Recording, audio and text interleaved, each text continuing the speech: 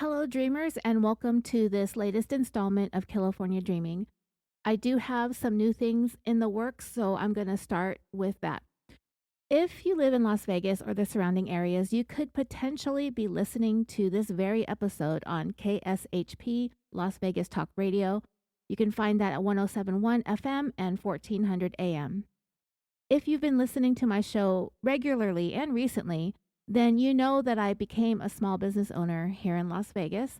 I purchased Costa Oil 10-minute oil changes over there on the east side of town on Flamingo and Boulder Highway. That prompted me to join the Vegas Chamber and to try and promote our brand and to network with other small businesses. And one of the people I met at the first chamber event that I attended was a woman named Star, who gave me her card, and that's how I connected with KSHP. I think we're still kind of ironing out the details, but we basically cut a mutually beneficial deal. The station will give out 5 free oil changes each month to their listeners, and in return, they will run ad spots for my oil shop. So as I got to talking more about the radio station and their platform was being explained to me, I was speaking to Mark about all this over the phone. He was saying that they could potentially use some content for their overnight listeners. And I was like, I just might be able to help you. That's literally what I created Killafornia Dreaming to be. Something quiet yet interesting to listen to while you doze off. And here we are. As I'm writing and recording this, I have yet to have anything played on the air officially. This is going to be kind of a test run. I'm going to record this and send it over. And if all goes well, yours truly is going to be on the air in Las Vegas. Never thought you'd hear me say that, did you? So I'm going to go ahead and get started with the story and do all of that extra housekeeping stuff and shout outs and whatnot at the end. No more potty mouth either. So without further ado, you are listening to Killafornia Dreaming. That's Killafornia Dreaming. And this is the tale of Richard, the Sky King Russell, and the barrel roll of a lifetime.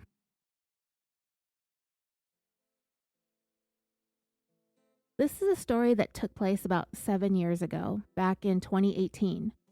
I do vaguely remember this story, but that also happened to be on my daughter's birthday, so we might have been busy and caught up with something.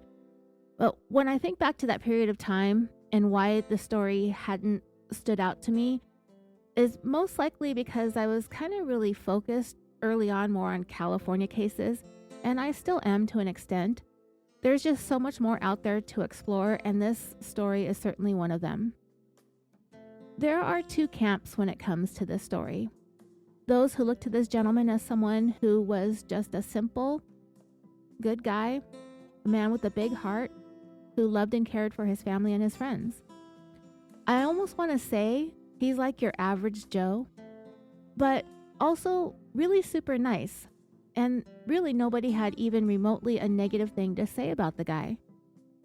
And then there are those who see him as a selfish, reckless person who put a lot of people in danger while causing a tremendous amount of chaos for countless people.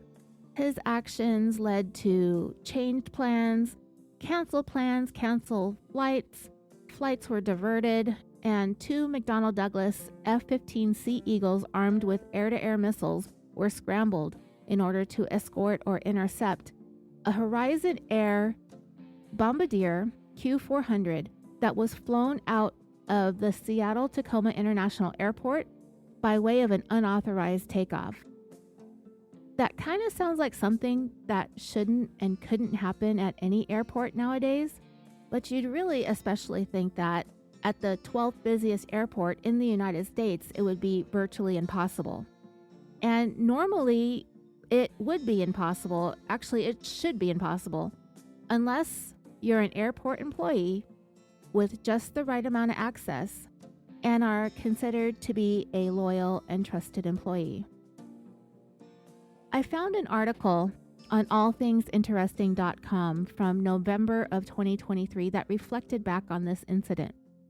The article was written by Austin Harvey, and I'm going to probably pull some direct quotes from that article, which will be linked into the show notes. This event is referred to as the 2018 Horizon Air Bombardier Q400 incident, and it all began unfolding just after 7:30 in the evening on August 10th, 2018. The subheadline on the article I just referenced said, quote, 28-year-old Richard Russell had worked for Horizon Air for over 3 years before stealing one of their planes. Richard Beebo Russell was a well-liked, quiet young man, an avid traveler, a high school football star, a Christian youth leader, and former bakery owner. Richard Russell shocked the world on August 10, 2018, when he stole a Q400 plane from the Seattle-Tacoma International Airport.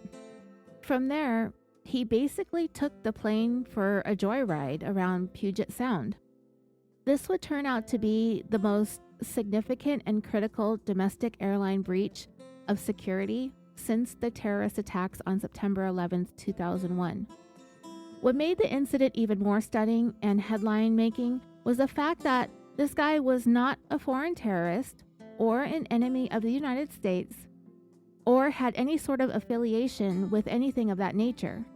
This wasn't motivated by hate or religion or some quest to make it into heaven. He wasn't even a domestic terrorist, which he could have been labeled as if he had any dark or nefarious intentions.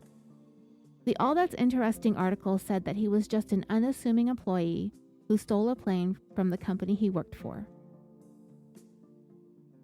From all the pictures that I've seen of Richard online, even when taken of him and his bride on their wedding day, he really does appear to be like the most affable, sweet, bear-huggiest guy in the world.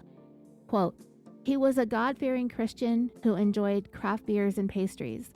Friends and family described him as being goofy, reliable, and compassionate. Affectionately given the nickname Beebo as an infant, Richard was born in the Florida Keys but spent most of his childhood in Wasilla, Alaska. He was a wrestler, a discus player, and a football star in high school. A natural athlete built to take a hit in friendly competition, the article said. Richard was never one to break the rules or go against the grain.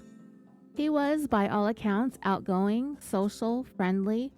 Even his family had said that as a child he was a handful to deal with. But he never really did anything remotely as wild and crazy as what he ended up doing on that summer evening over the skies of Washington State. Here on Killafornia Dreaming, we have not told very many stories that involve the state of Alaska. And when I think about it, the only one that comes to mind off the top of my brain where we touched on Alaska as being the backdrop of one of our cases, that would be the story of Chris McCandless, Into the Wild. He's the one that went looking for that abandoned school bus out there in Alaska. The details of the story escape me right now, but I think most of you probably know what I'm talking about. And who knows, maybe I'll dig that case up and remaster it for the radio if this all works out for me, which I very much hope that it does. There are some very unique qualities about Alaska that set it apart from the lower 48 and, of course, Hawaii out there in the ocean. Alaska, literally from the Aleutian language, is an idiom that means the object towards which the action of the sea is directed. I sometimes forget that there is a string of volcanic islands, and when you move north from there through the Bering Strait, that's the closest point the United States comes to Russia, being only about 55 miles away at the narrowest point between the two countries, between Alaska and Russia. And as you may already know, Alaska is the largest state in the Union by area. It's bigger than California, Texas, and Montana combined. But it is the third smallest state by population. There are less than 750,000 people that live there, followed by Vermont with 648,000, and lastly, Wyoming with 588,000 residents. Now, I read online that Alaska is the northernmost, southernmost, westernmost, and easternmost state in the United States all at the same time. And that was really a lot for me to wrap my head around. I haven't had a geography class since about 93, and I remember that teacher well. He was a combat veteran, had been to Vietnam. By the time I took his class, I think the years, maybe some PTSD, some trauma, had really caused him to be a little bit on the wacky side, but it was fun. I knew I would ace the class. It was going to be easy. Well, getting back to it, and you might notice sometimes I get sidetracked, which is okay because you should be asleep right now. So, how is Alaska all of these directionalities all at once? Well, I'll tell you how. Alaska has this unique distinction because its borders cross the 180th meridian, which is where the prime meridian crosses the anti-meridian, which is where the Earth is divided into eastern and western hemispheres. So from a global perspective, all of the islands in the Aleutian chain, starting from, I gotta practice the name of this island a couple times before I say it. Give me a sec. It's Semispochtroi. I think I still butchered that. Semispochtroi. There's like 25 different audio pronunciations, so I'm sure mine was close to one of those. So, starting from that island I just mentioned and don't want to say again. So yeah, starting from there and going east are considered the most eastern part of the state since it crosses the meridian into that hemisphere. So anyway, the state is sparsely populated, and of the nearly 750,000 people that do live there, half of them reside in the city of Anchorage. Richard grew up in Wasilla, which is only about an hour north of Anchorage and is the fourth largest city in Alaska and considered to be a part of the Anchorage metropolitan area. And a little fact, it's not a fun fact, it's just a fact. Prior to being governor of Alaska, Sarah Palin was the mayor of Wasilla. Richard attended Wasilla High School and graduated in 2008, where I mentioned he was a standout athlete. He was popular and extroverted. He made friends easily. And the one thing I won't say about the guy is that he lit up a room, because that's so cliche and nobody really does that. He would, however, go on to light up the skies. After high school, Richard attended Valley City State University in North Dakota.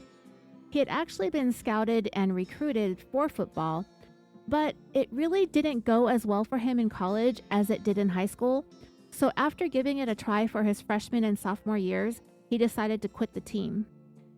I'm not sure if he had a scholarship. He probably did. Or if Richard just came to the conclusion that Valley City State University just wasn't for him. So he ended up withdrawing altogether and enrolled at Southwestern Oregon Community College, where he decided that he would prefer to focus more on his Christianity and his beliefs. He became a member of the school's Crusade for Christ, where he worked with high school students as a volunteer mentor. And it was through this group that Richard met his future wife, Hannah. They got married in 2012 and quickly went into business together. They owned and operated a bakery named after her, Hannah Marie's Artisan Breads and Pastries. However, the location of their bakery in Coos Bay wasn't really where Hannah wanted to be. She felt isolated, she missed her family, and I didn't know where Coos Bay was. So when I looked on maps and I took a look at the population, it seems to have that feel about it, like it's a small little isolated place on the coast. So Hannah and Richard decided that they were going to move someplace more suited for them, someplace closer to Hannah's family. Richard's initial idea was for them to go back to where he came from, Wasilla. And I'm not saying Wasilla is isolated. It is one of the biggest cities in the state, right? We talked about that. And maybe it's just me, but if you're feeling isolated along the coast of the Pacific Northwest, which is an incredibly beautiful part of this country, I'm going to think that moving to Alaska and completely detaching yourself from the lower 48 isn't going to feel less isolating. In fact, In the time that we spent talking about Alaska, I started feeling isolated simply describing the state to you. So yeah, for Hannah, Wasilla was out of the question. There was no changing her mind. She and Richard did eventually end up close to family, but hers instead of his, and that would be in Sumner, Washington. Richard and Hannah went and sold the bakery. It seems about 2 or 3 years from the time that they opened, about 2014. Shortly thereafter, towards the beginning of 2015, they relocated to the home they chose in Sumner. Richard soon found a job working for Horizon Air as a ground service agent. And so that raises a question for me. What all does a ground agent do? I found this website, an.aero, which is a whole website dedicated to aviation services. And it said that the common responsibilities of a ground service agent include loading and unloading luggage onto aircraft, guiding planes on the runway, using signaling equipment, coordinating ground handling tasks such as aircraft refueling and catering services, assisting passengers with boarding and checking in, inspecting and maintaining ground equipment for safety compliance. And it further said that a vital part of the aviation ecosystem, ground agents must work efficiently under time constraints while ensuring a high level of service and safety. So Richard was working for Horizon Air as a ground agent at Seattle-Tacoma International Airport, but he wasn't exactly happy with the position or the pay or the job itself. According to the allthat'sinteresting.com article, Richard posted on a blog in 2017 that before getting a job with the airport himself, he felt bad for the people that worked there. His blog post said in part, quote, "I never thought I would work as a ground service agent for an airline company. I always felt bad for the guys and gals who handled baggage.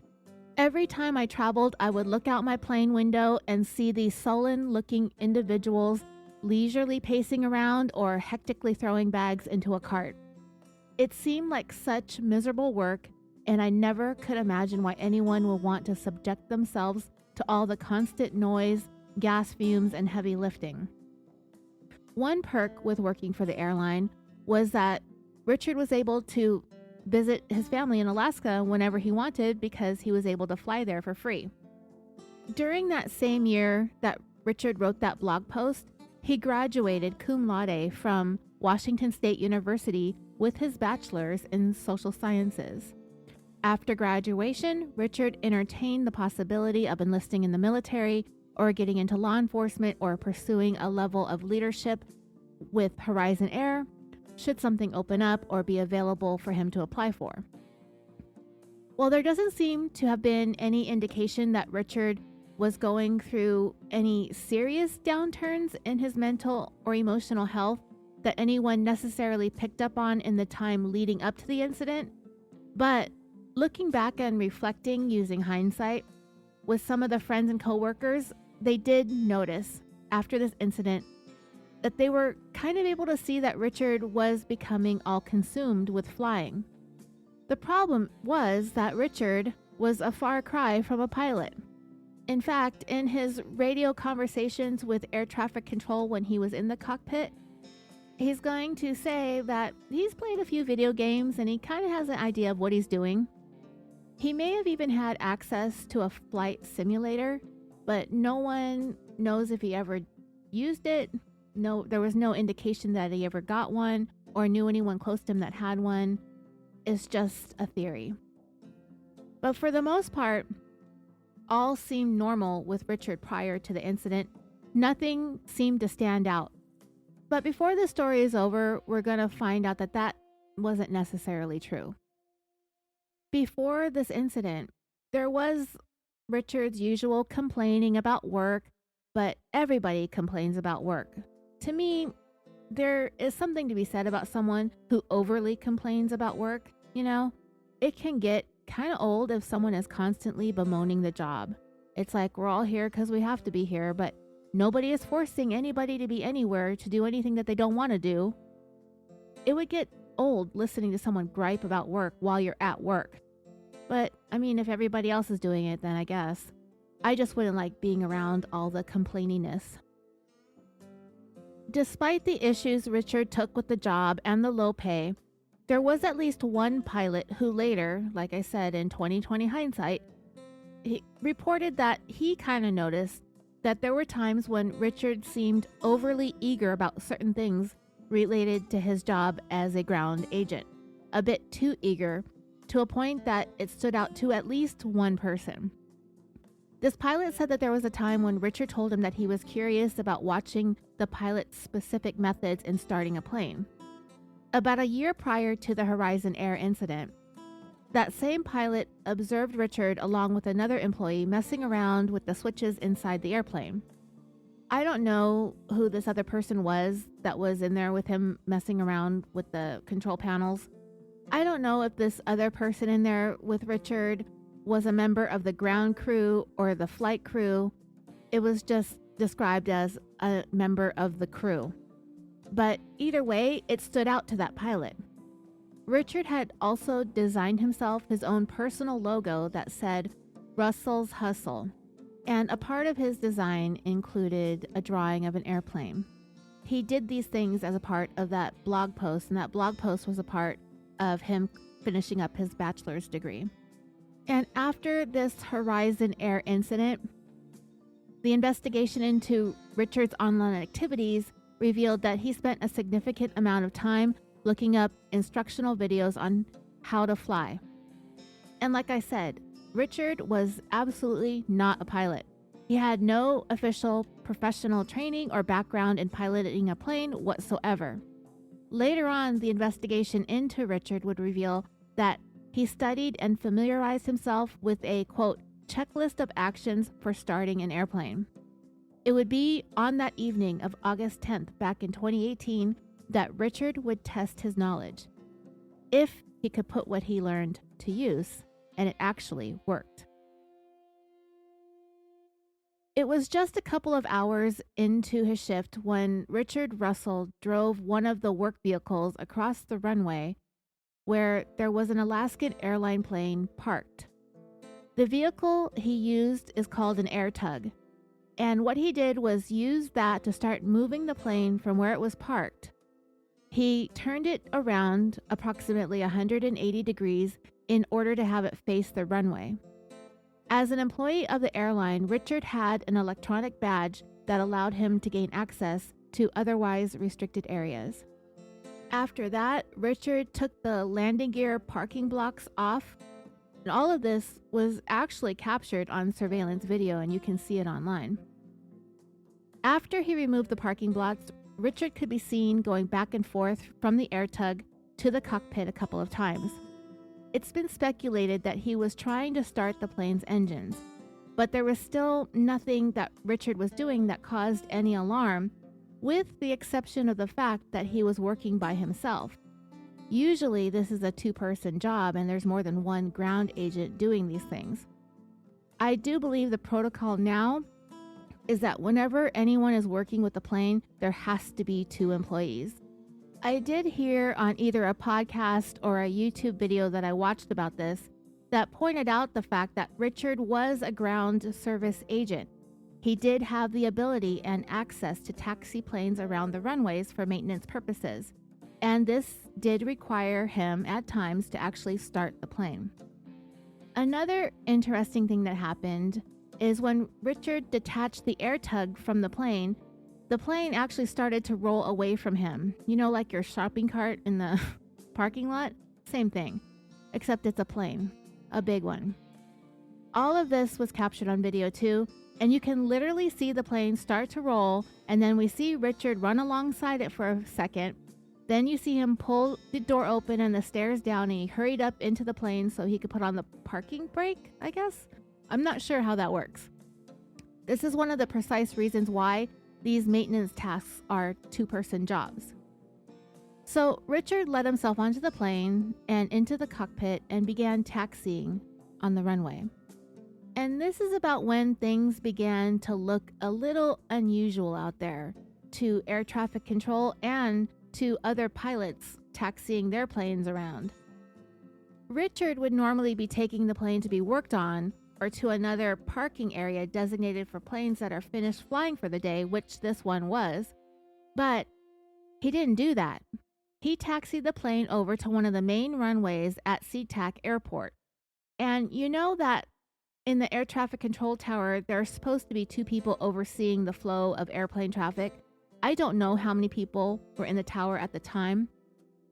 The FBI files on this case is 567 heavily redacted and difficult to read pages. Not as heavily redacted as the Epstein files, but heavily redacted enough to make the pages difficult to read. I didn't want to try to puzzle piece the story together, so I didn't really look at it.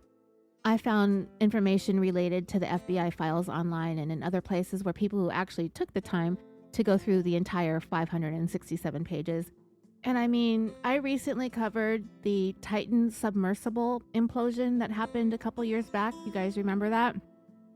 That millionaire who was selling tickets to go visit the Titanic ended up imploding himself along with 4 other people. Even that report wasn't this long because I went through a lot of it. It was only, I think, a couple hundred pages. This was 567. This was excessive and difficult to read, and it was kind of faded and redacted. So whoever read it out there, thank you. And also right now, it's difficult to search for information about air traffic control. There are currently staffing problems and tower staff shortages across the United States, which raises concerns now about airline safety. So I just stopped digging any deeper into that. I always end up in some kind of rabbit hole, you know? So here we have Richard driving this plane around one of the busiest airports in the country like he's making his way through rush hour traffic, just like driving a car. When the videos of Richard were analyzed, they could see that he would stop and go as needed and let other planes pass by, or he'd wave them through. And at this point on the runway, Richard is not in contact with the air traffic control tower at all. A pilot who was moving his plane around the runway said that he first took note of Richard because Richard cut him off. How wild is that? When I read that, I literally pictured in my mind these 2 guys jumping out of their planes and duking it out on the runway like a road rage incident. But that didn't happen. When that pilot took a closer look, he saw that the wheels on Richard's plane were emanating a great deal of smoke, indicating that Richard forgot to release the parking brake. It wasn't long after Richard got his plane onto the runway that pilots on the ground noticed that something was not right with this plane. And I don't think that there was any kind of panic, but apparently pilots began to radio air traffic control that something was seriously wrong with that Alaskan plane. And this very quickly escalated to calling for the military, as they have an active hijacking on their hands, basically.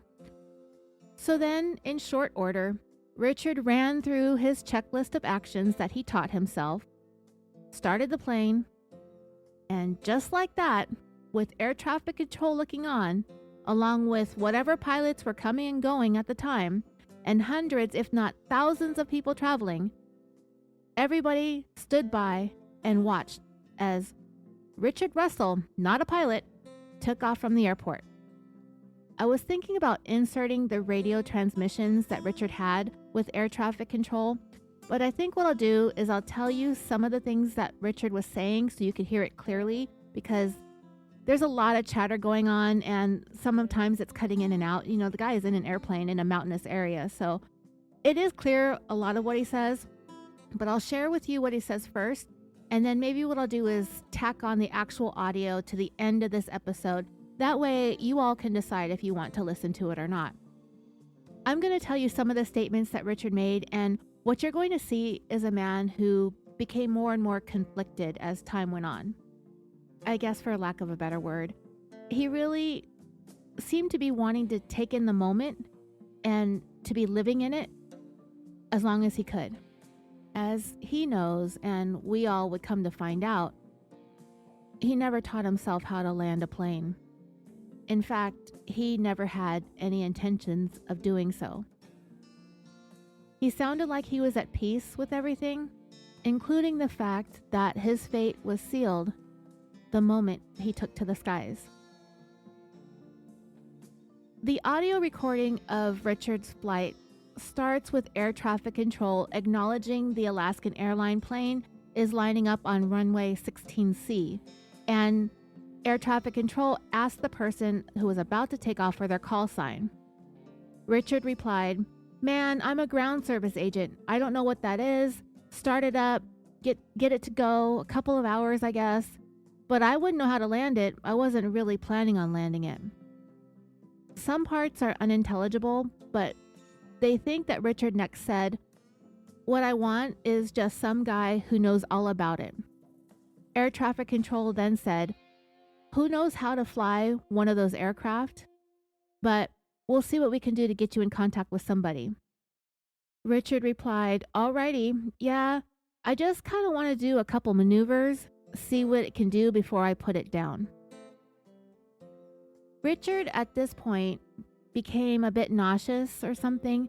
Air traffic control was trying to understand him when he next said, "Sorry, my mic came off. I threw up a little bit, you know. Shoot, man, I'm sorry about this. I hope this doesn't ruin your day." Air traffic control said, "Just fly the plane around. Do you seem comfortable with that?" Richard replied enthusiastically, "Oh, hell yeah, it's a blast. I've played video games before, so yeah, I know a little bit about what I'm doing." Air traffic control then said, "Okay, and you can see the terrain around you? You've got no issues with visibility or anything?" Richard replied, "Nope, everything's peachy. Peachy clean. I just did a little circle around Rainier. It's beautiful. I think I got some gas to go check out the Olympics, and yeah." Air traffic control tried asking Richard if he would be able to tell what altitude he was at, but his answer didn't really line up with the question. He next said, "'Cause I threw up inside of it, it's bad." He then says a series of statements that were partially unintelligible. We hear him say, "To join, I was thinking about it, probably a good thing that I didn't. Yeah, that's all mumbo jumbo. I have no idea what that means. I wouldn't know how to punch it in. I'm off autopilot. You taking me to the jets?" Air traffic control replied, "No, I'm not taking you to any jets. I'm actually keeping you away from aircraft that are trying to land at SeaTac." Richard said, "Oh, okay, yeah, I don't want to screw with that. I'm glad you're not, screwing up everybody else's day on account of me." Richard then gave air traffic control the amount of gas that he had left. As he next says, "I'm down to 2,100. I started with like 30 something. Air traffic control answered, "Rich, you say you have about 2,100 pounds of fuel left?" Richard replied, "Yeah, but I don't know the burnout. It's like on takeoff, but yeah, it burned quite a bit faster than I expected." Still with the goal of getting Richard to land the plane, air traffic control next said, "Okay, there is the runway just off your right side in about a mile. Do you see that? That's McCord Field." But as stated, Richard had no intentions of landing safely, if he even really knew how to do it at all, even unsafely. He next said, "Aw man, those guys would rough me up if I tried landing that. I think I might mess something up there too. I wouldn't want to do that. They've probably got anti-aircraft." Air traffic control replied, "No, they don't have that stuff. We're just trying to find a place for you to land safely." To that, Richard said, "Yeah, I'm not quite ready to bring it down just yet, but holy smokes, I've got to stop looking at the fuel because it's going down quick." The next thing we hear from air traffic control is, "Okay, Rich, if you could you start a left-hand turn and we'll take you down to the southeast, please?" Richard kind of ignored the question and then said, "This is probably like jail time for life, huh? I mean, I would hope it is for a guy like me." Now, when Richard said that about himself and referred to himself as a guy like me, I did wonder what he was talking about. What did he mean by that? I don't know if he's kind of down on himself because of what he decided to do that afternoon, or if he was feeling this type of way about himself in general. It kind of goes against all that we've heard about Richard from those who knew him.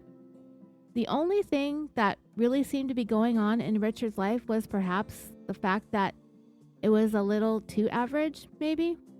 I think I've said that before. I've talked about some of the mass shooters that we've covered on this show. Mass killers, guys like Dylan Klebold and Eric Harris from the Columbine shooting, or the Uvalde, Texas shooting, Salvador Ramos, or the Sandy Hook shooter. I just saw a weird interrogation with this lady named Yvonne Serrano. This is a case out of the state of Florida. And the most entertaining thing about this woman's interrogation was the fact that she couldn't keep the lies going. The more and more she got confronted by the detectives with the facts that pointed at her being responsible for the shooting death of her supposed friend from the gym in her own driveway, her story that she came up with before she dialed 911 was so outlandish, it started to become funny. That's what was entertaining about watching her interrogation. It's really clear and you can hear it well. It's one of my favorite interrogations, if that's even a thing to have a favorite interrogation.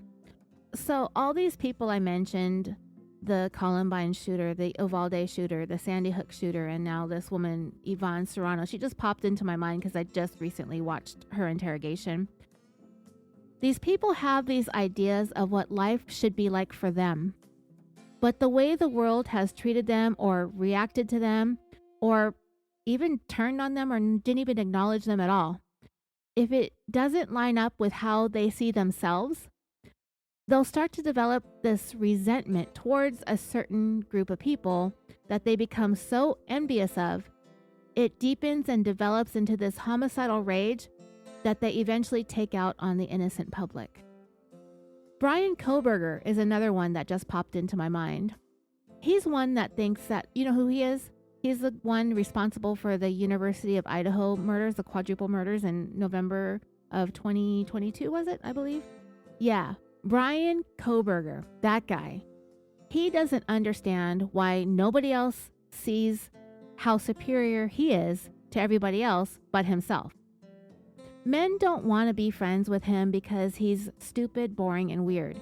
And women don't want to date him because he's creepy, stupid, boring, and weird.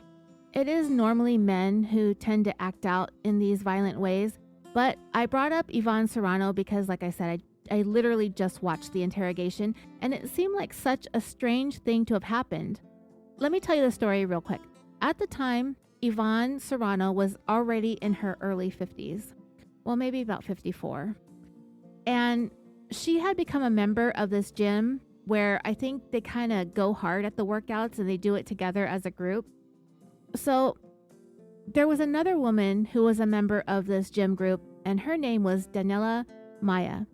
She was only 21 years old, and it seemed that it was nothing more than being jealous. Yvonne being jealous of Daniela, jealous that she attracted the attention from men and just seemed to have everything going for her.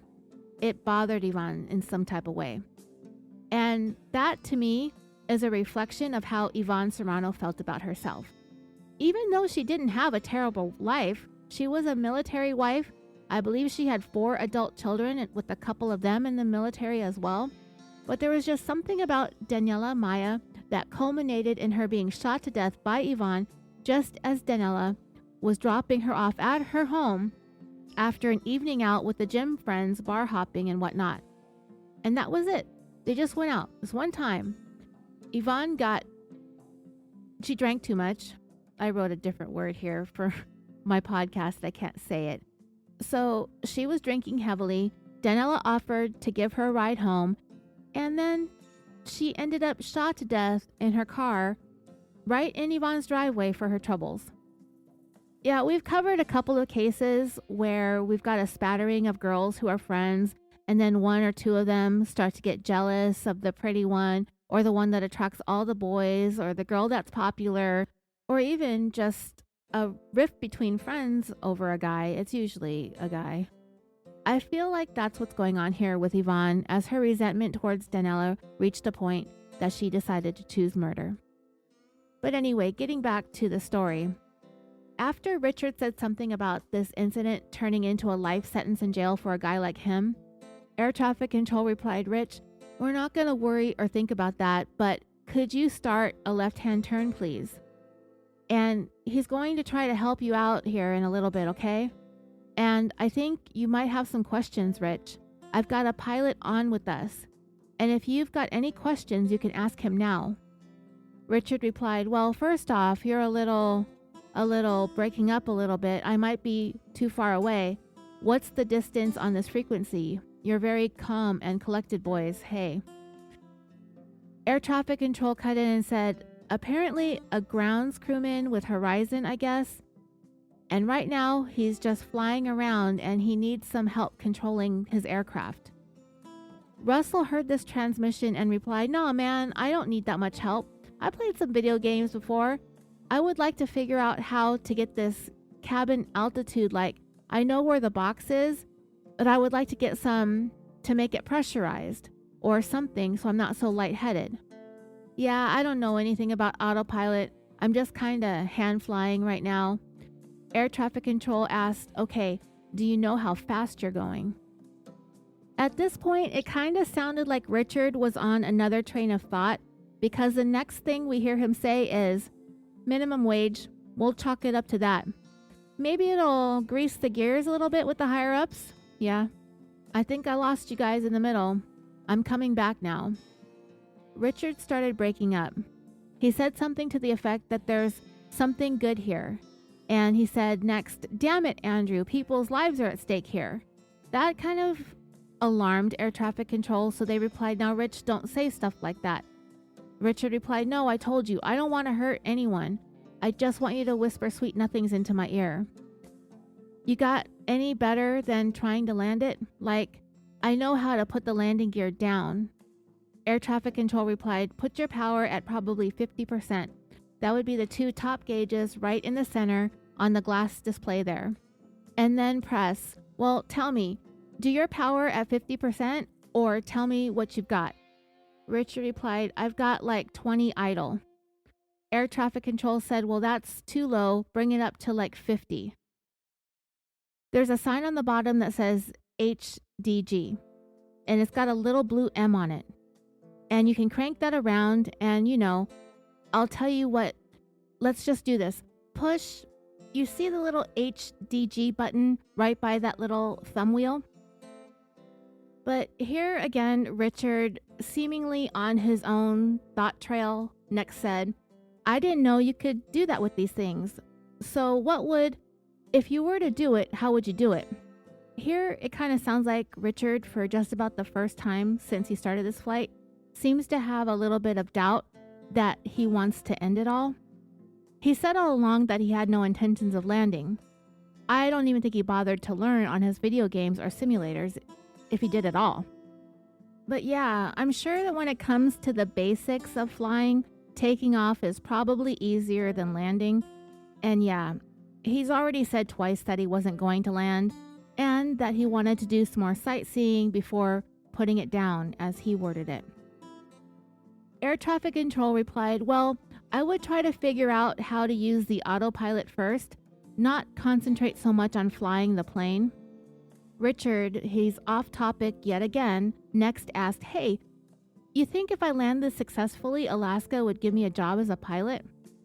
Air traffic control replied, I think they would give you a job doing anything if you could pull this off. Richard replied, yeah, right. Nah, I'm a white guy. And he cut himself off of what he was going to say next. Yeah, you do your best. Hey, FAA guy, are you on? Air traffic control replied, yeah, I'm still here, Rich.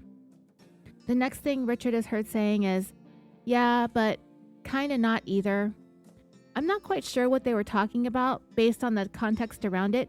I think they're talking about whether or not Richard will land this plane, or if he even wants to. Air traffic control next said, if you wanted to land, probably your best bet is that runway just ahead and to your left. Again, that's McCord Field. If you wanted to try, maybe that would be the best way to set up. And if you can land there, or just like the pilot suggested, another option would be over Puget Sound and into the water. Richard replied, dang, did you talk to McCord yet? Because I don't think I'd be happy with you telling me I could land there, because I could mess some stuff up. Air traffic control said, well, Rich, I already spoke to them. And just like me, what we want to see is you not to get hurt and anybody else to get hurt. So like I said, if you want to try to land, that's probably the best place to go. But again, Richard was so swept up in this moment, flying this plane, and he's dodging talking about landing again when he next said, hey, I want the coordinates of that orca with, the mama orca with the baby. I want to go see that guy. Richard was talking about an orca named Taliqua, who back in August of 2018 was spotted carrying her deceased newborn calf for 17 days across more than 1,000 miles. In fact, the same orca did the same thing this past January of 2025.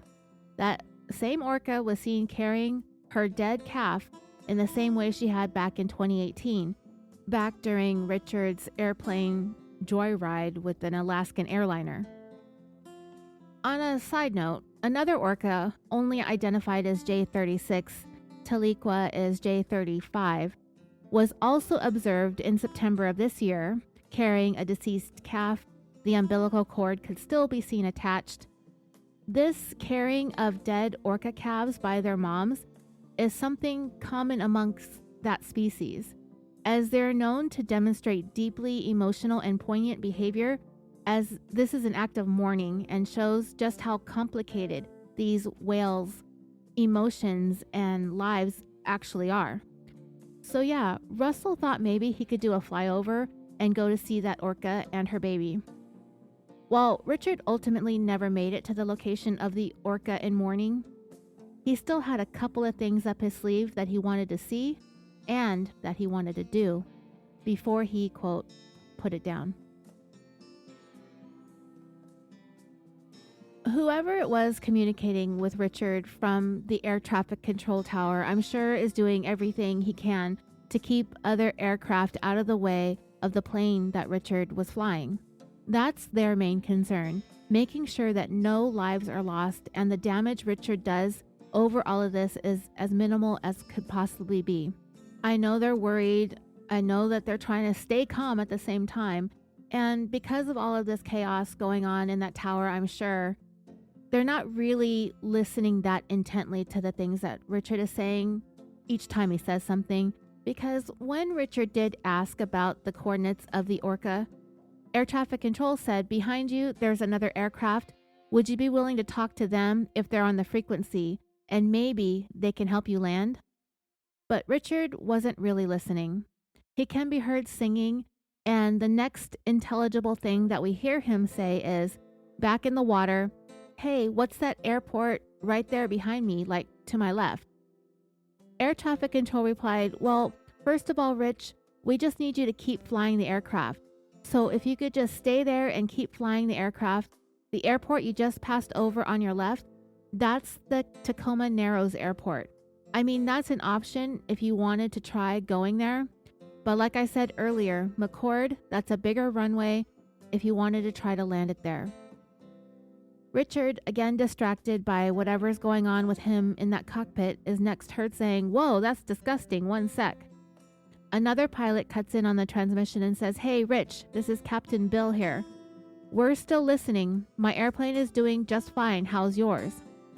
Air traffic control is heard next saying, they said it would be a better option, I think, if you wanted to try to land it or even land on the water.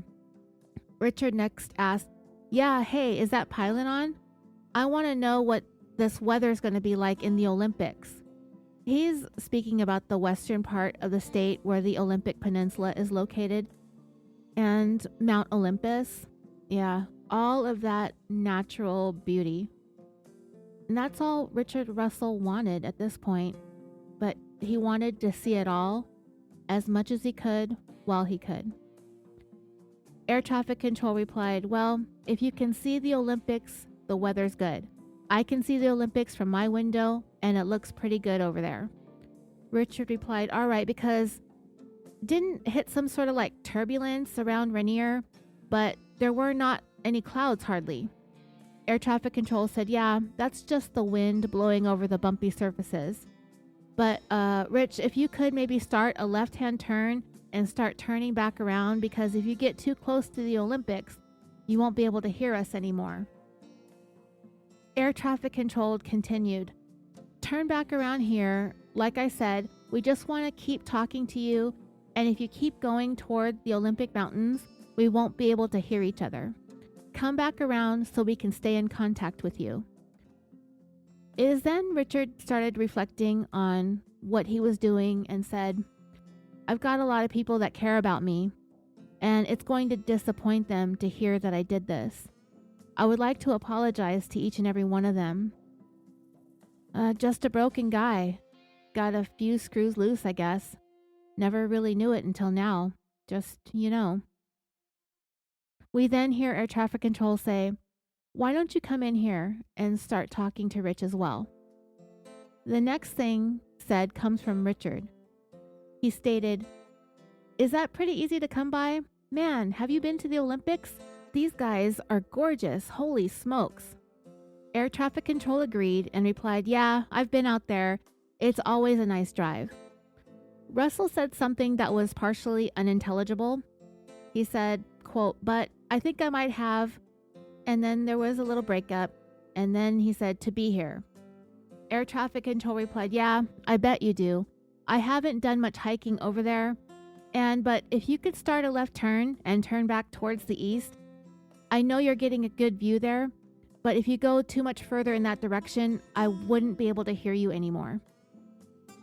Richard, getting back to what his purpose was, next said, alrighty, hey pilot guy, can this thing do a backflip, do you think? I think I'm gonna land it like in a safe kind of manner. I think I'm gonna do a barrel roll. And then if that goes good, I'll just go nose down and call it a night. Richard now seems pretty clear that he probably isn't going to land the plane safely. That is likely he didn't teach himself those actions that it takes to land a plane when he learned how to get the plane off the ground. Air traffic control heard what he said and replied, Rich, before you do this, let's think about this. I got another pilot coming up. Pilot Joel here in just a minute or two, and we'll be able to give you some advice on what to do next. The next thing we hear is more chatter coming from air traffic control as they said, we call that a bug. It's a little bitty rectangle. It's just somewhere around that compass. Do you see that? Struggling with the altitude, the thin air, the lack of pressurization, the things maybe Russell didn't think to learn how to regulate when he was teaching himself how to take off and fly. We next hear him say, just kind of lightheaded, dizzy, man. And the sights went by so fast. I was thinking like I was going to have this moment of serenity, and be able to take off and see all the sights. There's a lot of pretty stuff, but I think that they're prettier in a different context. And yeah, that was a heartbreaking statement. Air traffic control kept trying to talk about things on the instrument panel, and then next said, on the right-hand side above you, on the right-hand side, the air conditioning panel, you'll see it. It's a big panel. There's 3 switches along the top of it. Make sure all 3 of those switches are in the down position facing the nose of the airplane. Russell replied, where I've been at is above 2,000, 2,500 to be exact. Air traffic control asked, okay, Rich, thank you. And do you have an idea of how much fuel you have left? Richard replied, oh man, not enough to get by, like 760 pounds. I'm just going to do this barrel roll real quick. Air traffic control replied, well, no need to do that. If you could just start a turn to the right, and I'll tell you when to stop turning, and then you could just keep it level from there. Richard next said, I wouldn't mind just shooting the you-know-what with you guys, but it's all business, I just feel like I need to be, what do you think, like 5,000 feet at least to pull off this barrel roll? Air traffic control replied, we don't want you to get hurt either. If you could, I see you're still turning to the right. Do you want to maybe start making a turn back to your left a little bit? You sure would be a hero if you could pull off this landing. Well, before any more was said, Richard did actually send his plane into a barrel roll.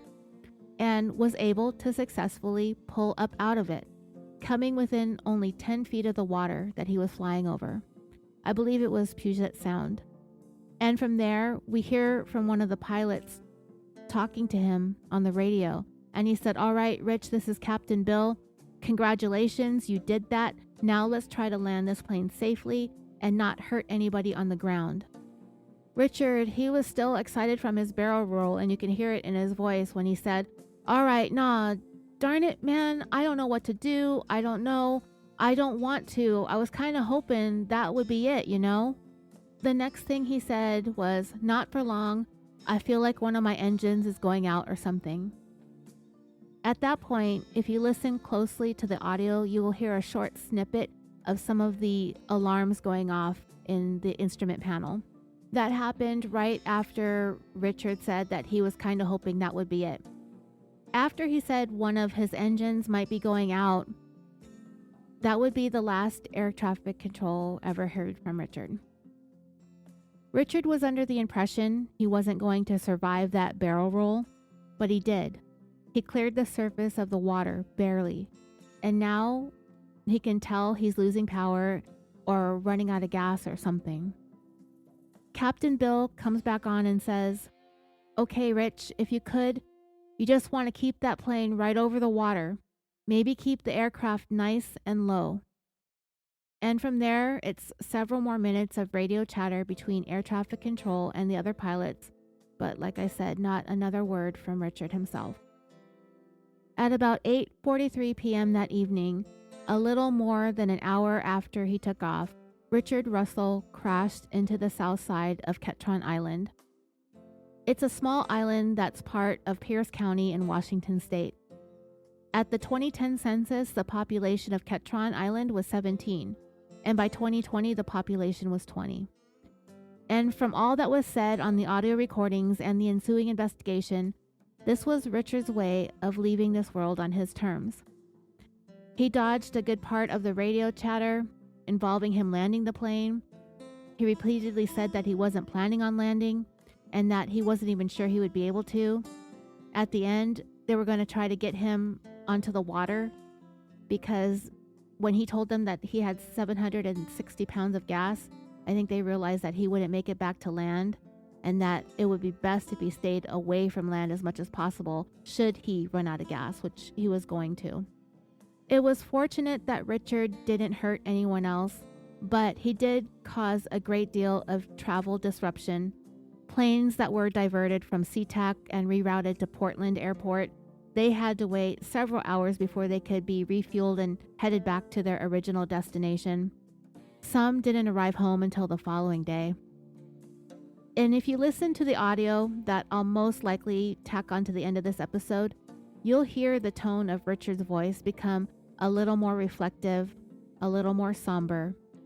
He knew the evening was coming to a close and that he was going to have to put that plane down one way or another. It was late summer, so the sun was out for a little bit longer than it would have been any other season of the year. During his flight, Richard seemed to have a habit of watching the fuel gauge get closer and closer to empty, and it did seem he had some regrets about the flight. When he said everything looked so beautiful but in a different context, and how fast everything passed him by as he flew that plane. All that really made me sad. That moment really hit hard. However fast he was going, it didn't seem like he got all that he wanted out of this joyride. He brought up how loved he was, how many people cared about him, and he did seem concerned about not messing up anybody else's evenings or anybody else's planes or anybody else's stuff, but at the same time, he should have known how much chaos and destruction his actions were going to cause, and how much worse it could have been if he hadn't sent that plane, I guess, into somewhat of a controlled dive into Ketron Island. Based on the investigation, they never really released what was going on, with the black boxes. I think that stuff was kept confidential. But it seems as if the way that the flight path the plane took, it felt Richard was in control and deliberately crashed it into the island. Richard had just enough know-how to get that plane off the ground and airborne. He managed to pull off an insanely complicated maneuver, but other than that, I don't know how much of his flight actually was all that much controlled. The two F-15s that were scrambled to escort Richard's plane were not going in there just to shoot him down.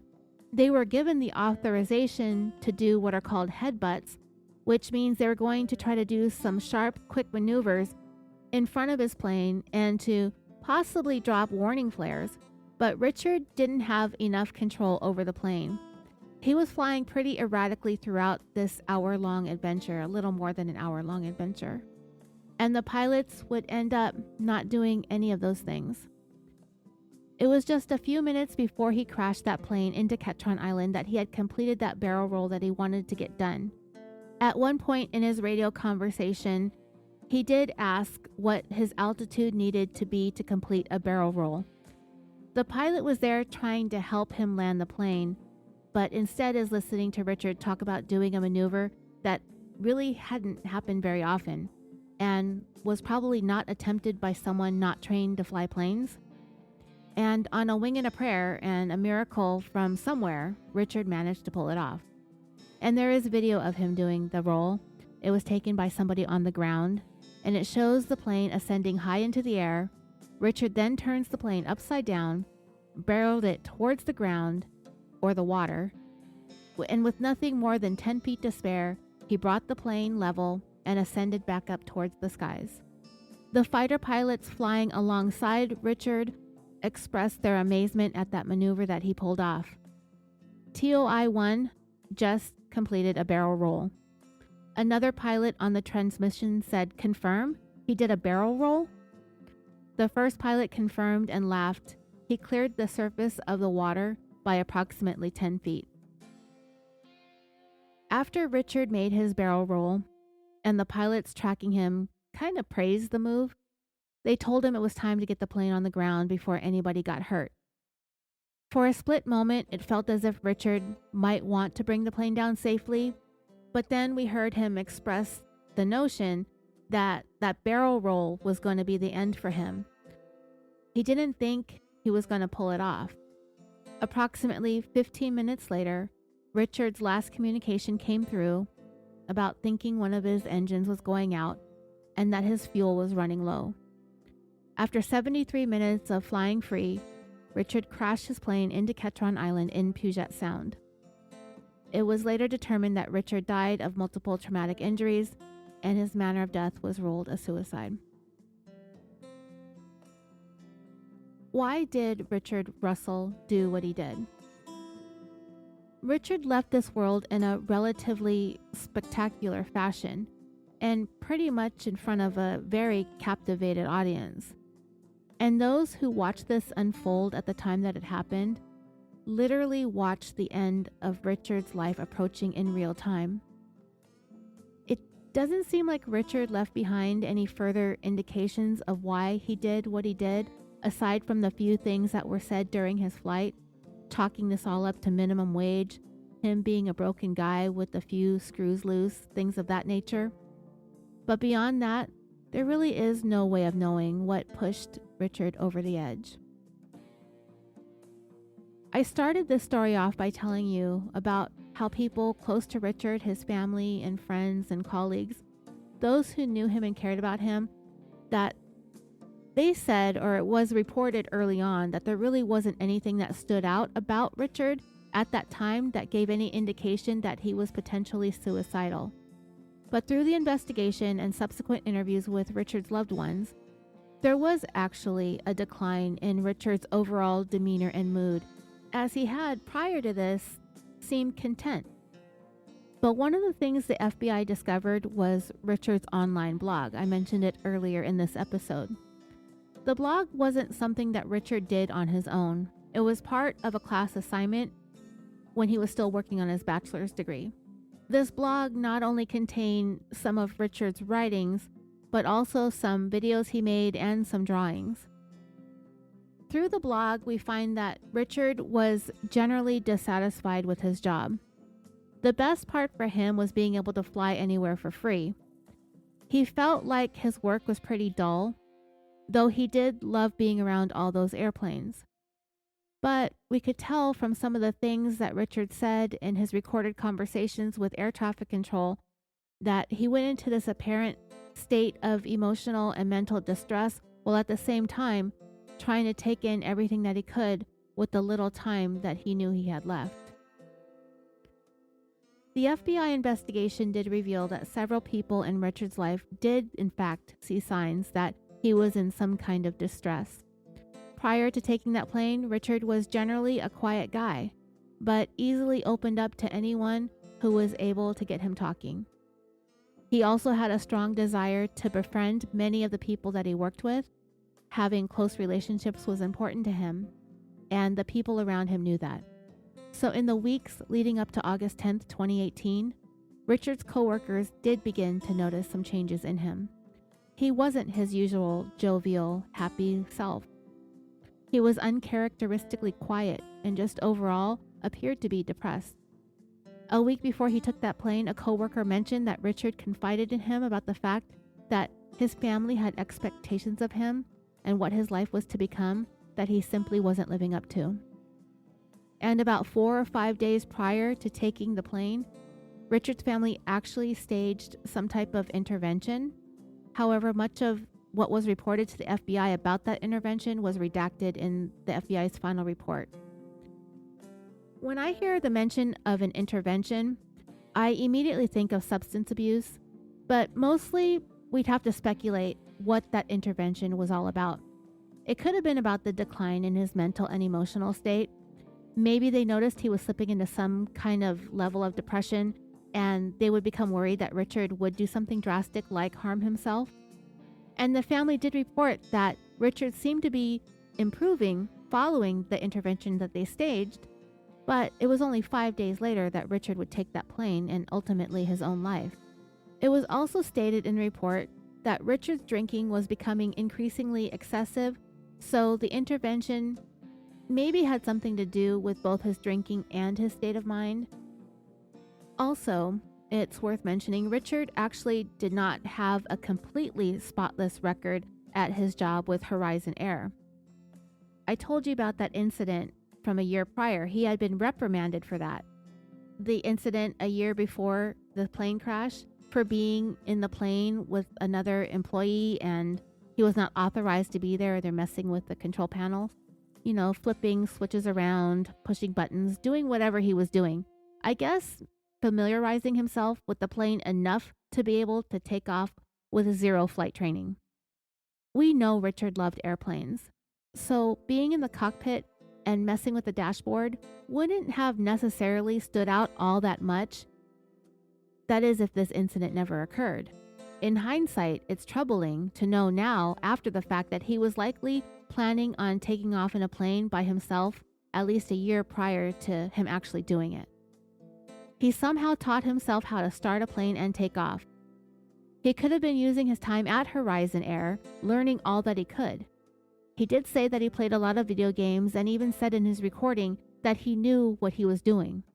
He may have used a flight simulator, but nobody that knew him mentioned that he ever had one or knew anybody that had one. So, having learned how long in advance Richard was teaching himself to fly, we can infer that Richard had a plan to end his life in this manner. And this really wasn't a spur-of-the-moment type of thing. Richard didn't just show up to work that afternoon, snapped for some reason, and decided to do what he had been wanting to do all along. Take flight knowing that he would never bring that plane or himself down intact. The FBI investigation into Richard and his background revealed that his family theorized that over the years that he played football, that he suffered numerous concussions, causing him to potentially be affected by cumulative brain damage. Like we've heard over the years with professional football players, and even any football player, if they start early enough, the damage is going to keep increasing the longer they play. Side effects of CTE, I don't want to sit here and say it all out, but the brain damage from multiple concussions, it's cumulative. It builds up. It gets worse and worse and worse. So some of the side effects of that include cognitive decline, mood disorders, behavioral changes, and trouble with movement and coordination. Whether or not this played a role in Richard's decision to take his own life, I can't really be sure. I looked around on the internet for Richard's autopsy report, and what I found out is, interestingly enough, there was another Richard Russell who had his autopsy report published online. And I started reading that article without paying attention to the date or the fact that I was looking at the Dayton newspaper, and just started reading. And it said that the medical examiner released his report on the body of Richard Russell. His body was found a week earlier in Chattanooga by men hunting for scrap metal. I saw the word Chattanooga and I just didn't put it together just quite yet. I was really skimming through this. And then the next thing really stuck out to me. The coroner said that Russell's body showed signs of several skull fractures, extensive bruising of the face, and a single stab wound to the chest. And that's when I was like, wait, what? Stab wound? And for a moment, I thought that maybe Richard stabbed himself. So that confused me for approximately 10 seconds until I finally realized I was reading about the wrong Richard Russell. There really wasn't much out there regarding Richard's autopsy. I kind of wanted to see the toxicological screenings to see if he had any substances in his system or if he had been drinking, but I didn't find any information about that. The FBI report apparently only listed Richard's cause of death as being due to multiple traumatic injuries. I wanted to know if it had been possible to examine Richard's brain for CTE, but I'm thinking that the speculation about him potentially having CTE was kind of an afterthought by Richard's family, and maybe his brain wasn't examined, or maybe they weren't able to examine it for certain things because his body was too damaged in the crash and subsequent fire, perhaps. Richard's family kept some things private. Like, we know that Richard sent his wife a text message before he crashed, and while what he said wasn't revealed, the long and short of it was that she deserved better than him. I still believe Richard was who he was described as being in life. Jovial, happy-go-skippy, well-liked. Rolling Stone did an article about Richard calling him a goofy, God-fearing baggage handler in a 2021 article. But the article's title didn't include the moniker Sky King. Rolling Stone called Richard the Sky Thief. If you listen to the radio chatter between Richard, air traffic control, and the pilots flying along with him, you can kind of tell that the flight wasn't everything Richard had hoped for or what he imagined it would be like. You can hear him say something along the lines that of the sights weren't what he thought they were going to be from like the pilot's perspective in the cockpit. It went by too fast. He did mention having vomited at least once, maybe twice. He wanted to know how to pressurize the cabin since it was making him lightheaded and he was getting sick. When Richard did his barrel roll and actually didn't crash into the water, he brought it up later on that he thought that that was the end. He didn't think he was going to survive that barrel roll, but he did. Over the course of the conversations that he was having with air traffic control, it really tugged at the heartstrings when he said that his loved ones would be disappointed in him. He called himself a broken guy with a few loose screws, and he never said that he was intent on crashing the plane. He never said, "I'm going to crash this plane." He referred to it as going nose down, putting the plane down, calling it a night, and he did say that he wasn't planning on landing the plane. He made that abundantly clear. They were trying to get him to listen to the instructions and the pilots escorting him, but Richard really didn't acknowledge much of what they were trying to get him to do. They kept telling him repeatedly to turn around, that they wanted him to land at McCord Airfield. They were there to try to figure out where they could get him to go and to do the best that they could in guiding him through trying to land safely. But we could see that Richard was concerned about the consequences if he did manage to land, if he would mess things up on the ground, if he would ruin people's days, that he might be hit with anti-aircraft air defense, that he'll get beat up if he landed, since he was certain he would be taken into custody. He even said that this is probably going to be a life sentence for him. I don't think so. I think he was a sympathetic character. If he had somehow, some way managed to to put that plane down safely and be made to face the consequences of his actions. If he were to get a lengthy sentence, I think it would have more to do with the cost, the monetary cost of helping him land that plane, that $30 million plane. Richard was also concerned about the fuel and how it was going down quicker than he thought it would. He brought that up a few times, seeming to be keeping an eye on how much fuel he had left, even kind of scolding himself for keeping on looking. As the minutes ticked by, the excitement Richard first had when he managed to take off in the plane slowly faded. Reflecting on his life, his family, his dissatisfaction with his job and his pay, the last thing Richard said on the radio is that he thought one of his engines was going out. An hour and 15 minutes after he took off in that airplane, he crashed it into Ketron Island. If he stayed in the air any longer, even a second or two, he could have potentially crashed into some of the homes that are on that island. Remember, population's 20.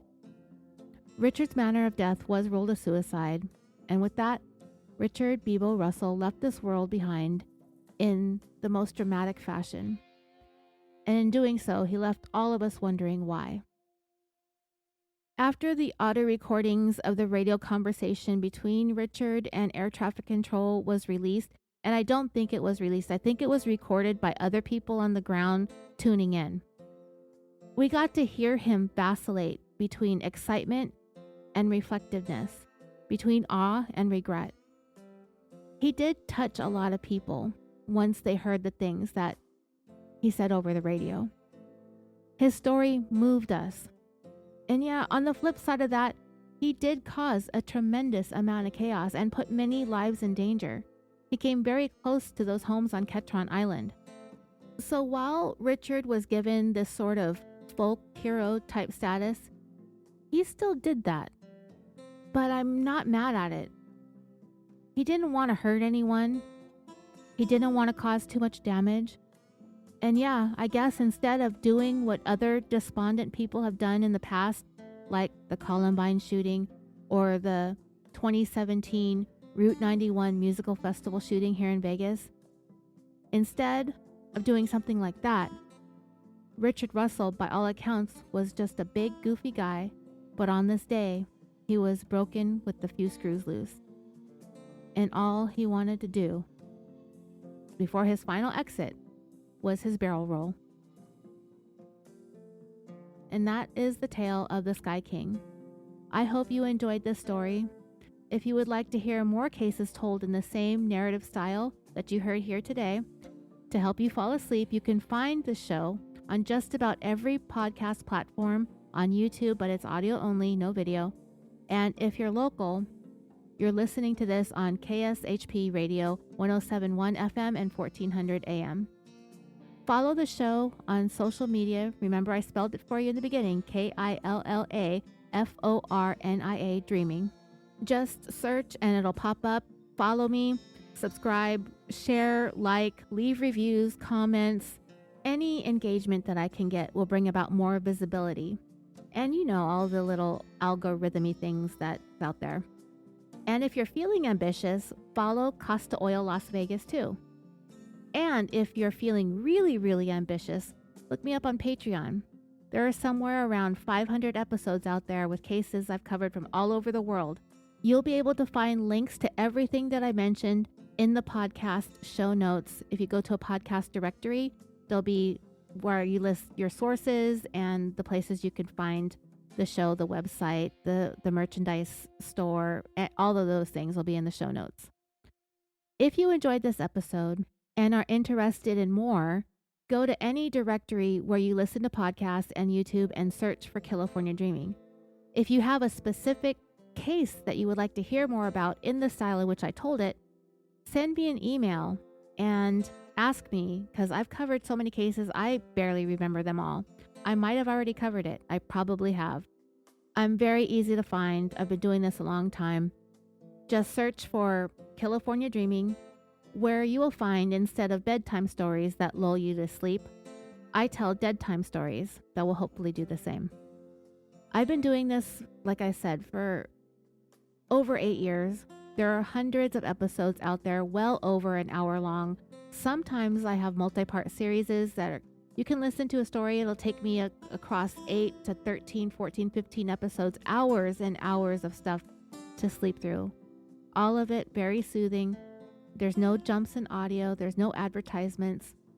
There's a few recordings, but I make sure that they're kind of low key and won't disturb your rest while you're listening to my podcast or my radio show, if this actually works out for me. I would love for local listeners to be able to hear more of my stories on KSHP radio in Las Vegas. Again, it's 107.1 on the FM and 1400 on the AM. Now I will see myself out and let you listen to the audio recording from this case. I want to thank you all so much for listening. And if you or someone you know is struggling and maybe considering self-harm, call the National Suicide Prevention Hotline at 800-273-8255. There are also several websites that offer 24/7 help if you're struggling. And with that, I will bid you good night. Take care, be safe, and most of all, sweet dreams. Stick around if you want to listen to the actual recordings of Richard and air traffic control. Thank you again.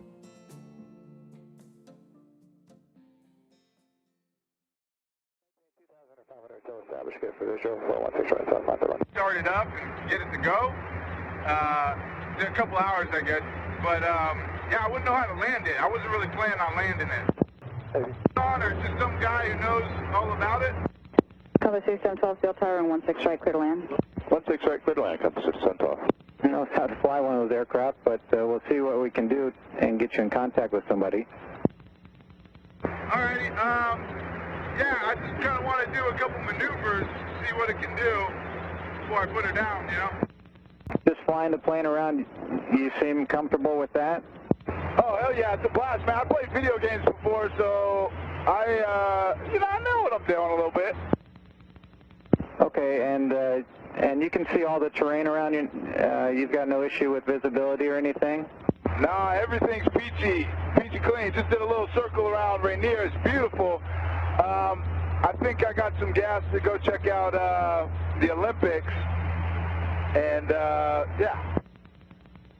Okay, and Rich, do you know, are you able to tell what altitude you're at? Too fast to join. I was thinking about it, and then probably a good thing I didn't.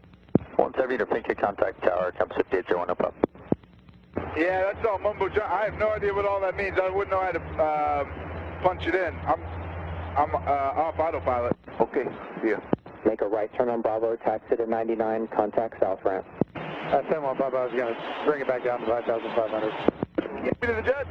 No, I'm not taking you to any jets. I'm actually keeping you away from aircraft that are trying to land at SeaTac. Oh, okay, yeah, I don't want to screw with that. I'm glad you're not, screwing up everyone else's day. On account of me. All the traffic in front of you, make the daisy chain up around onto Alpha. We're going to keep the full clear this runway for a sec. I'm down to 2,100. I started like 30-something. 100 pounds of fuel. Rich, you said you're at 2,100 pounds of fuel left? Yeah, I don't know what the burnout is like on takeoff, but yeah, it burned quite a bit faster than I expected. Okay. There is the runway just off your right side in about a mile. Do you see that? That's McCord Field. Oh man, those guys will rough me up if I tried landing there. I think I might mess something up there too. I wouldn't want to do that. Hopefully, they probably got anti-aircraft. No, they don't have any of that stuff. We're just trying to find a place for you to land safely. Yeah, not quite ready to bring it down just yet, but holy smokes, I gotta stop looking at the fuel because it's going down quick. Okay, Rich, if you could you start a left-hand turn, and we'll take you down to the southeast, please. This is probably like jail time for life, huh? I mean, I would hope it is for a guy like me. Well, Rich, we're not going to worry or think about that, but could you start a left-hand turn, please? and he's going to try and help you out here a little bit, okay? And I think you might have some questions. Rich, I've got a pilot on with us, and if you got any questions, you can ask him now. Hey, well, first off, you're a little breaking up a bit. Maybe I'm too far away. What's the distance on his frequency? 5261 Heavy, Roger. Might be a little bit before we can get you into parking. Just continue down to Bravo all the way down to the end. You are very calm, collect, boys. 400 apparently is a grounds crewman with Horizon, I guess. And Okay, very good, thank you. right now he's just flying around, and he just needs some help controlling his aircraft. Very good. Nah, I mean, I don't need that much help. I played some video games before. I would like to figure out how to get this cabin altitude. Like, I know where the box is. I would like to get some, make it pressurized or something, so I'm not so lightheaded. Rich, what's your altitude? 3, 4, 5, 5. Yeah, I don't know anything. I don't know anything about the autopilot. I'm just kind of hand flying right now. Heading 250, that's 2021. Minimum wage. We'll chalk it up to that. Maybe that'll grease the gears a little bit with the higher up. Maybe, yeah. Horizon 2021, I'm switching. Good day. I think I lost you behind some hills a little bit. I'm coming back though. 718, I believe so. Still working on an issue. I don't really have an estimate on how long that may be. Damn it, Andrew! People's lives are at stake here. Now, Rich, don't say stuff like that. Nah, I didn't throw it down. I don't want to hear that one. I just want you to whisper sweet nothings into my ear. But your power, that's probably 50%. That'd be the two top gauges right in the center on that glass display there. And then press, well, tell me, do your power at 50% or tell me what you got. Yeah, I got it like flight idle. Well, that's too slow. Bring it up to like 50. No, you can do that with these things. So what would, if you were to do it, how would you do it? Well, I'd try to figure out how to use the autopilot first. On the Roger, taxi slots 88 via Bravo, County France. 88 and over ramp at 2057. Not concentrate so much on flying the airplane. Hey, you think if I land this successfully, Alaska will give me a job as a pilot? You know, I think they would give you a job of doing anything if you could pull this off. Yeah, right. Yeah, you do, man. Thanks. Hey, FAA guy, Andrew, you on? Yeah, I'm still here, Rich. So now maintain 1010,000, please. Okay, we'll plan on 16 right down to 10,000 now. Thanks, Horizon 2492. Bad, but kind of not either. 0,000, Skyward 4581. Sir, if you wanted to land, probably the best bet is that runway just ahead and to your left. Again, that's McCord Field. If you wanted to try, that might be the best way to set up and see if you can land there. Or just like the pilot suggests, another option would be over Puget Sound into the water. Dang, did you talk to McCord yet? Because I don't think I'd be happy with you telling me I could land like that, because I could mess some stuff up. Well, Rich, I already talked to him, and just like me, what we want to see is you not get hurt or anybody else get hurt. So like I said, if you want to try to land, that's probably the best place to go. Hey, I want the coordinates of that orca with the, you know, the mama orca with the baby. I want to go see that guy. Behind you, there's another aircraft. Would you be willing to talk to them if they're on the frequency and maybe they can help you land? Back into the water. Hey, what's that airport right there behind me? Like to my left. Okay, Rich, well, first of all, we just need you to keep flying the aircraft. So if you could just stay there and keep flying the aircraft. The airport you just passed over on your left, that's the Tacoma Narrows Airport. I mean, that's also an option if you wanted to try going there. But like I said earlier, McCord, that's a bigger runway if you wanted to try to land there. 446, we're going to go ahead and shut down. Okay, thank you. Hey, Rich, this is Captain Bill here. We're still listening. My airplane's doing just fine. How's yours? Like I said, it would be a better option, I think, if you tried to land it or even land it on the water. Yeah. Hey, is that pilot on? I want to know what this weather is going to be like in the Olympics. Well, if you can see the Olympics, the weather's good. I can see the Olympics through my window, and it looks pretty good over there. All right, because I hit some, felt like turbulence around right near, but there's no clouds hardly. Oh, that's just the wind blowing over all the bumpy surfaces there. Oh, copy that. Yeah, but Rich, if you could, maybe start a left-hand turn, start turning back around, because if you get too close to the Olympics, you won't be able to hear us anymore. I got a lot of people that care about me, and it's going to disappoint them to hear that I did this. I would like to apologize to each and every one of them. Just a broken guy. Got a few screws loose, I guess. Never really knew it until now. Just, you know. 14010 South Alaska 483. 141. Man, have you been to the Olympics? These guys are gorgeous. Holy smokes. Yeah, I have been out there. It's always a nice drive. Must be here.